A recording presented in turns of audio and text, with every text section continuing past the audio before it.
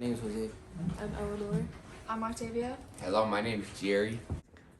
Who are you? What are you doing here? Are you related to the owner of the house?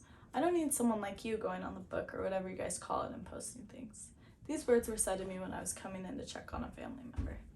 Have you ever thought about how your appearance protects you as a shield from society in certain situations?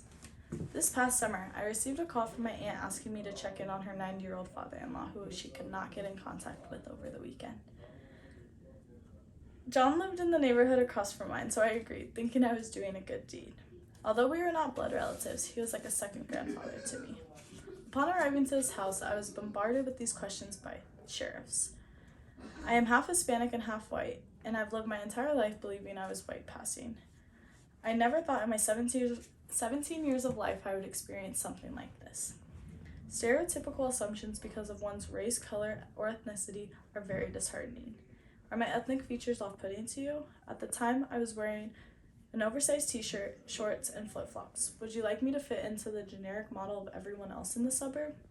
I was asked to provide my name, age, and address. I told the sheriff my last name, which happens to be Irish, following my address, which was one street from John's, in a predominantly white middle-class area. My father was currently on the way when this was taking place, and when he arrived, I began to hear apologies. Does the presence of someone you respect determine how you act towards me? Was it my non-ethnic last name or my white father that obligated you to apologize? I began to break down in tears when my dad arrived because it was a massive sigh of relief. I didn't show up to be interrogated. I was only there to check on John.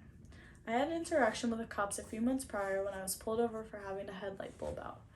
I was leaving my high school in the downtown area, an area with very high socioeconomical statuses as well as extremely low socioeconomical statuses.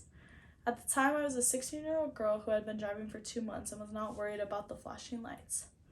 I had proof of insurance, an ID, and my plates were up to date, and the color of my skin was nothing that concerned me when the officer arrived at my window. Although I broke the law, I was simply let off with a warning. It was a quick 3-minute exchange and I was on my way home. When I received a call from my aunt, she informed me that the county sheriffs would be on the way in case John didn't answer the door. The drive was nerve-wracking because I had no idea what I was going to walk into. I was asking myself many questions. Maybe he lost his charger. Was he even at home? Did he die? The sheriffs were outside and my stomach dropped because the garage door was open and he was nowhere to be seen. When I approached, they told me that they could not disclose any information about John. There were 3 sheriffs in total, one on the phone and the other 2 were interrogating me with those questions. I brought out my phone to text my aunt that they could not give me any information when Sheriff Brown stated, "I don't need someone like you going on the book or whatever you guys call it and posting things." I felt overwhelmed by his comment, and I was ready to leave because I was of no help to my aunt at the time. The 3rd sheriff was on the phone and he began to walk over and addressing me by name. He was speaking with my aunt who was informing him that I would be meeting them there. My father had just arrived and the apologies began. Todd, my dad, was confused and began to ask questions. The sheriffs flipped their words around and I was too shaken up to correct them to tell my dad what really happened. The 3rd sheriff told us that John was pronounced dead. We both walked to our vehicles and met at home. I called my mom on the short drive home bawling because I knew she'd understand my frustrations with this altercation. I just wanted to help her sister who was busy being a nurse for veterans at work. From this experience, I became more cognizant of my surroundings and how I approach people and speak to people of authority. I will now speak when spoken to and keep my answers as firm and short as possible. I am more aware of my surroundings and the color of my skin and how it may affect how people treat me.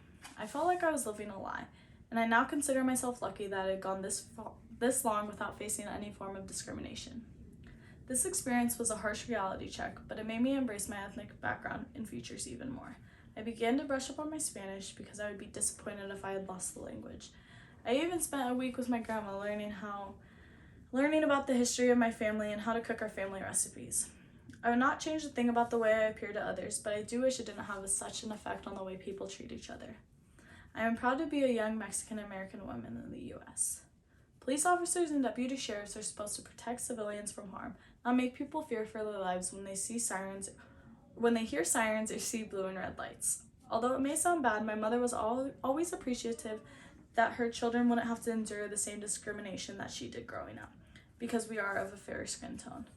I now contain the fear that when I have children, I will not be able to protect them from all of the harm and horrible truths of the world, and that I will have to. It frightens me that the only form of protection I can teach them is to respect and obey their demands. I find it fascinating how the 3-minute interaction with Sheriff Brown has changed my entire outlook on discrimination, privilege, and control.